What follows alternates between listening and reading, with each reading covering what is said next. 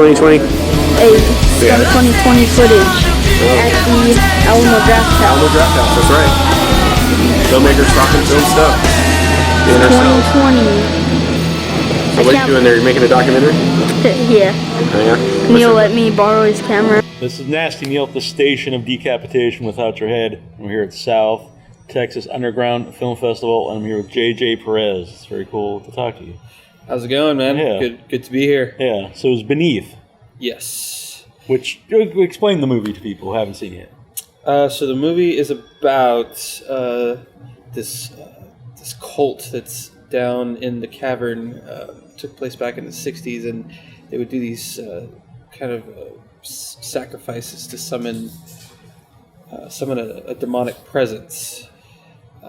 Cut to present times, and there's these employees of this cavern, which is now a tourist attraction, and they hear about this story about this cult being down there, and they want to go down and disprove it and see if it's real. And I guess you can kind of figure out where it goes from there. Yeah. Now, this was your first movie? It was my first film. Had you done any shorts or anything before this? I had done some some short videos in high school with some friends, but it wasn't even like taken seriously, really. Right. It was like more just goofing off and just doing dumb stuff, and it was sort of scripted, but then it wasn't. It was just all over the place, and we would just show it to our friends. Like, it wasn't anything. This was my first attempt at making an actual film that was taken seriously. I put some money into it. Like, first time submitting to festivals, all that stuff. Yeah. So besides like the silly stuff you were doing before that, like you're talking about, like not necessarily serious. So like, was there any background in filmmaking at all? No, I don't have a degree or anything. Nobody's ever taught me anything. I basically just learned everything from this film. Like, as I was making it, I was learning. Like, I really didn't have experience besides those short videos, which wasn't much. Yeah. So like, was there, did you like, because I know people who don't have, didn't go to college or anything either, and like they would listen to commentary tracks. I know some people did that kind of thing. I love special features. Yeah. I love watching how things are made and listening to commentaries and all that stuff. Like, which sucks if they don't do as many commentaries. No, and it bums me out. But just like any other filmmaker, when I'm watching, I'm not watching like the average person. I'm like dissecting everything and seeing how it was done, like what, like shot for shot, like how they did that, or all the angles and stuff. So. Yeah, and I know from the Q&A that you said Adam Green is like your favorite director. Yes, Adam Green is my favorite director. In 2007, when he released Hatchet, I was in the 6th or 7th grade, and I would get these. Like chore money, and I would go to Walmart and pick out a movie or two, and this one caught my eye. Hatchet caught my eye, and I turned it around, read the synopsis, and it mentioned it had Robert Englund, Tony Todd, Kane Hodder. Yeah, I was like, all right, I'm buying this. Yeah, and I started watching that thing, and I was like, wow. This is incredible. This is amazing. This is the kind of stuff I want to make. Like, some of the most fun kills ever. Like with the head being exactly, and it's so gory in it, but no CGI. It's all the classic way to do it. But I loved how it was also a funny movie. Yeah, it also had a bunch of comedy, and the comedy never interfered with the horror, and I love that. And that is my inspiration. It was that in Beneath, it's the same. Like, I try to incorporate comedy, but try not to mix it in with the horror. Like, I love that. So, and I think the Hatchet came out like a time when it was a lot of like mean-spirited horror movies, and his like movies, Saw and his movies are very fun. Yes, like kind of a throwback to horror, like a fun horror movie from the 80s. Exactly. Not just the slasher and stuff, but just the vibe of it. Yes. And the whole reason that this movie was made was because I went to go see Victor Crowley, the newest installment of the Hatchet series. I had kind of lost the passion for filmmaking because I had heard a bunch of horror stories. Like, I mean, ever since I was 5, I wanted to make films, but after high school, I kind of lost it just because hearing all the stuff of how difficult it is. Yeah, and you can't make money today. Yeah, you can't make that much money. Like budgets are dropping, all that type of stuff. But when I saw Victor Crowley, I loved it so much. And then I got to talk to Adam at the very end, one-on-one, and he told me that it was the lowest budget that he's ever had. But I thought it was like his biggest budget of the franchise. Right. It looked like it. Yeah. But he was saying no, it wasn't. And he was also saying like it's kind of a bummer that's the case, because then the studios are going to be like, oh, you don't need money. Yeah, you can make this for X amount. Why do you need why do you need more? Right. Yeah. And he was like, it was the least amount of days. They filmed it in 11 days or something like that. Like it was ridiculous, and that really gave me so much inspiration. And then I actually talked to him about my stuff, like I how I lost the passion, and then he started giving me advice. Yeah. And your family, your friends can tell you every day that go make a movie, and it doesn't really affect you as much as when your hero is standing in front of you, telling you to do it. The following week I started writing Beneath, and this is the 20th film festival that it's played. That's awesome. So. Yeah. And just so you know, actually, Adam Green was my 6th guest ever on the show in 2006 before Hatchet came out. Whoa, I'm on a show that Adam Green was on? Yeah, he's been on more than once. So, yeah. So, I'm getting somewhere. Right. Yeah. We were MySpace buddies. Wow. Yeah. Oh, my God. Yeah. It was very old. Which makes it That's so cool. Yeah.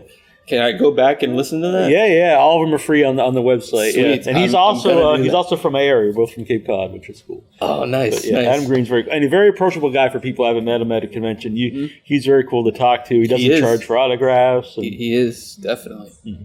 Very nice guy. Yeah. So I know you mentioned this in the Q&A, but did he give you any advice about this, like to write about something you had access to?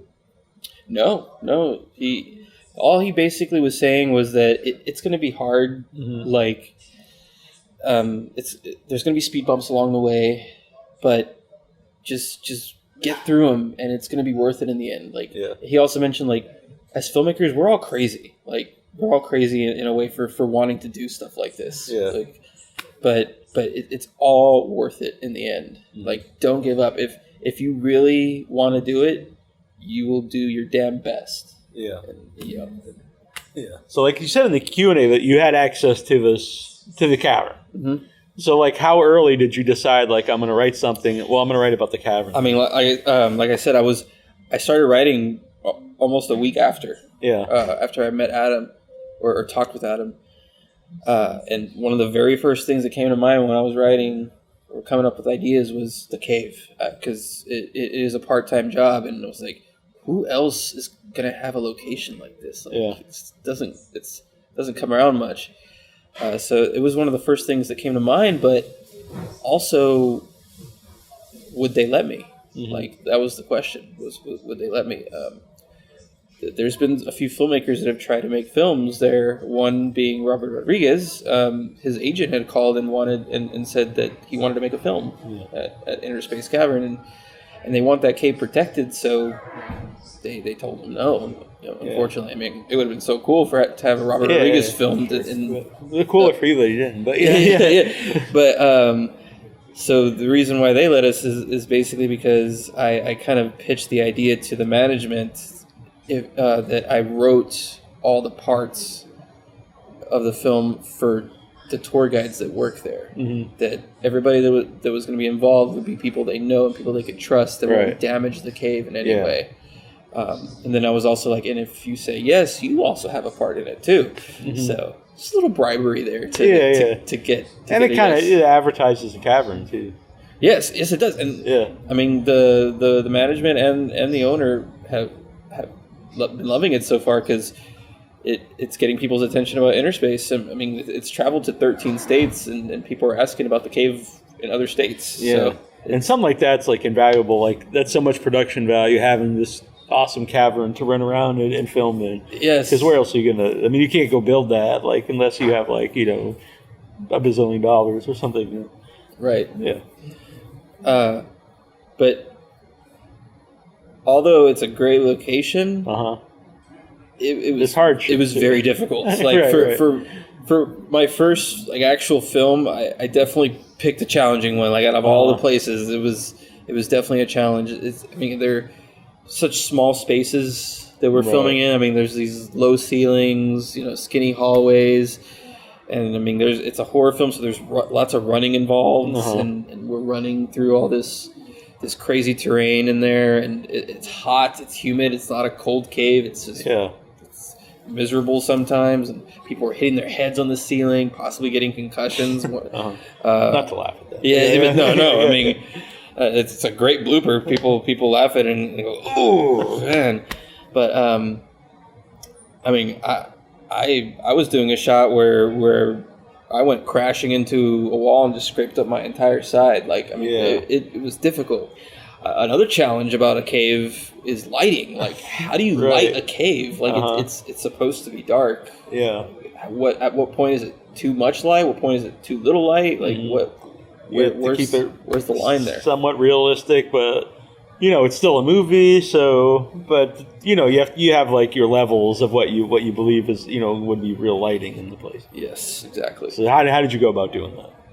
About what? About lighting it. About lighting it. So, there's no power in the section of the cave that we were filming. So basically, I bought about $300 to $400 camping battery, and it had one outlet in it. And I bought a studio light. And plugged it to it, and I put a couple blue gels on top of the light to kind of match their flashlight light. So we just used one single light because one, it's such small areas, not a whole lot of room to put production, and there's no power. Couldn't really handle anything else. So when you talk about like small places, not only the people running and stuff, but having the camera, somewhere. I mean, trying to get a shot sometimes, like I would have to like squeeze into a crevice to kind of like get the right shot. Like it was definitely difficult sometimes. So when were you able to film in the cave? Because I assume like you can only do it at certain times of the day. So it was always after closing. So we would usually, at the time of filming, we were closing like about 4. I would a lot of times the actors would have work that day, so I would let everybody like go get something to eat, or if they need to go home real quick, and we would come back and start around 6 o'clock. So it would be like a 2-hour gap. So we start at 6, and we would end around midnight, 1 in the morning, type of thing. And that went on. It was 23 nights of filming. Yeah, it was over a course of like 3 or 4 months, but it was 23 nights of filming, and from about 6 p.m. to around midnight. Was everyone cool with like being in the movie? Did you have to like talk anyone into at first? It? Yeah, everybody was super excited about doing it, and like, let's do it. And then we're on day 20, and like, oh god, we gotta keep doing this. No, but we still had fun every day. Though. It just sometimes it was tough because we were all tired. And, we had work that day, but they're loving it now. It's all paid off. I mean, they've been getting Best Actor, Best Actress That's nominations, and they won Best Acting Ensemble. Oh, nice.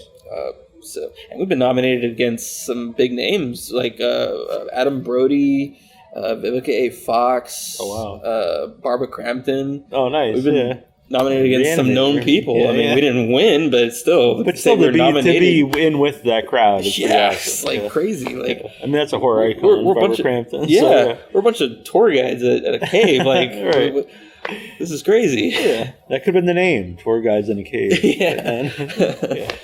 So, the cult element, like, where did you come up with, like, I'm going to put this cult in this cave? Okay, so, I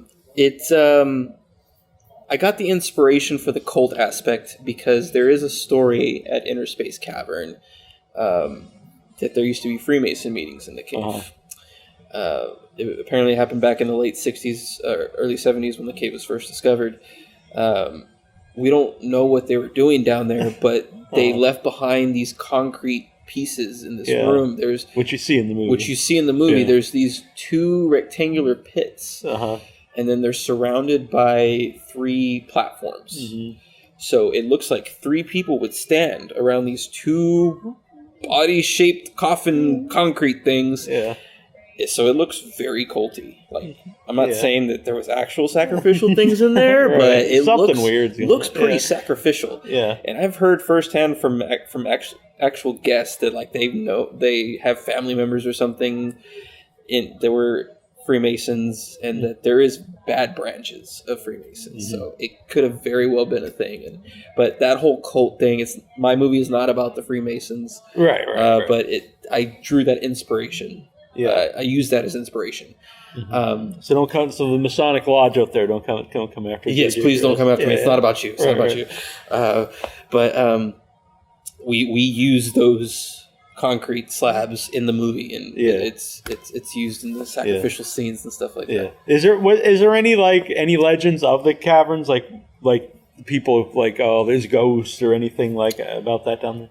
Us tour guides, yes. Not the public, no. But during filming, we thought we would hear things, and we caught some unexplained sounds and voices on some shots. So was it ever like creepy down there? I know you guys are tour guides there, but yeah, I mean the area that we shoot in, like sometimes we have to walk through there by ourselves for just different reasons, and I hate doing it by myself. I hate going in because there's an area of the cave that's lit. It has electricity. There's concrete slabs. Right. That part of the cave, no power, nothing. There's this eerie feeling in there that I don't like. I don't know what it is. It's just in our minds, but multiple people say like going back there is not. It's uncomfortable. Yeah. There's a weird feeling. Is it ever disorientating down there? Because I noticed like when watching it, it almost, before you see the people coming, it almost looks like it's upside down. I think it's because how the stalactites or whatever coming down. Yeah. I don't think for us tour guides, we know the cave so much that we don't really get disoriented or turned around or anything like that. But I mean, guests have had that feeling before. Yeah. How about the people? So the people who own it, they give you permission. Have they seen the movie? Oh yeah, tons of times. Tons of times. Yeah, I mean, a lot of the management was in the movie, so they've come to some screenings. The actual owner of the cave has only seen part of it, but he's liking the promotion thing of it. So it's pretty cool having the actual owner approve. So the festival scene would have been new to you. So when you finished the movie, did you know like I'm going to submit it to festivals, or did you even know like what am I going to do with this now that it's done? I didn't know anything. Like I had no idea what to expect. We did a world premiere where we put all over Facebook that we were having it, and it was mostly people I knew, friends and family of the cast and all that. Great turnout, but from there I thought this could be it. But I did plan on submitting, and very first email we got was a yes. I'm like, oh wow, whoa, yeah, like how is this happening? And then another one came in, and another one came in, and it was like, wow, this is crazy. And just 20 festivals later, here we are, and there's one more after this so far, and then I'm waiting on 3 more emails, and then we're done for the festival run. Do you have any plans yet? Like what happens to the movie after the festival run? I'm hoping to have some kind of release. I don't think it's going to get distribution. I'm going to have to do my own distribution. Honestly, I know a lot of people who suggest that anyway. Really? Depending, I'm just thinking about just an iTunes release and maybe making some Blu-rays like on demand or something. Right. And I, like I said earlier, I love special features. So we actually had a behind-the-scenes camera rolling when we were filming. So there's tons of footage for like a behind-the-scenes documentary for like special features. And we also recorded a cast commentary. I've already recorded myself and the crew commentary. So I love special features. I want to put that on a Blu-ray and give it to people because I don't know if people will watch it or listen to it, but I want to have that out there. It's definitely stuff I like. Honestly, I wish there was more of that on. That's what I always look for because we live in a world where sometimes you're just gonna rent it online. Yeah, and we live in a world where people just steal it online. I mean, let's be honest. Yeah. But that's a deciding factor for me if I'm gonna buy the Blu-ray. Or wait for Netflix. Cool stuff. Yeah, and wait for Netflix. If you love movies as much as I do, buy the fucking movie, man. Just buy it. Yeah. Like support, especially at the very independent. least, rent it because you can rent a movie sometimes for $1, but usually like around $3 to $5.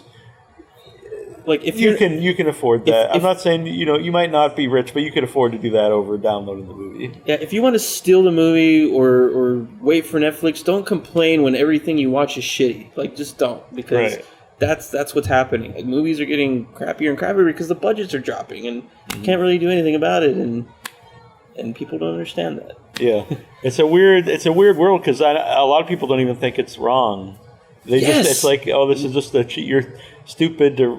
Why are you going to the movies? Like, it's online over here. I'm like, well, really? Like, you think it's don't you okay? think- Is it Yeah. cool to steal anything? Still Yeah. anything? Yeah. Like, go to someone's house, steal their food. like or what makes something. this any different? Like, Yeah, like in some cases, thousands of people have worked on one single film, and you're taking all that hard work, all the money put into it, yeah. and you're just saying, "Oh, it's free. I can do whatever I Yeah. want." Like, whatever. Yeah, it's bad, but yeah. So what's the festival experience been like for you? It's been insane. It's been so much fun. I mean, the first one, like, blew my mind. It set the bar super high because it was so great. They're called Prison City Film Festival. I have to name drop because they're so awesome. They're in Huntsville, Texas, and it was such a great start. Just the amount of friendliness and meeting other people that want to do the same thing that I do, and getting to talk one-on-one with these filmmakers, seeing their films, how they made theirs, is so cool. So much inspiration, to put into my stuff. Yeah, And it just felt so welcoming. Felt like a family in a way. yeah, And that was the first, and cut to the 20th now.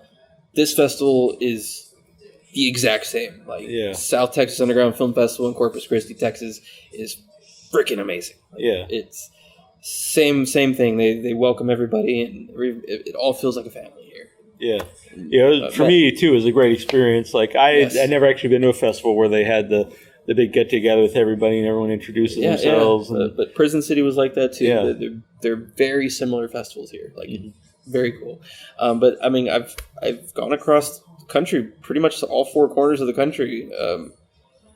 And I've been to some big convention film festivals. It's been a lot of fun. I met a lot of celebrities because of this movie. I mean, I got to meet Sid Haig 2 months before he died because of this movie. Yeah. That was Sid's a man. Yeah. I mean, Sid, he was a very nice guy, but when I saw him, I knew it wasn't going to be much longer. Yeah, But yeah. still, he was there talking with all his fans, and Yeah, I think he knew too, and he made sure to I think so. I really do. till he couldn't anymore to be out there and meet everybody that wanted to meet him. Yes. Yeah.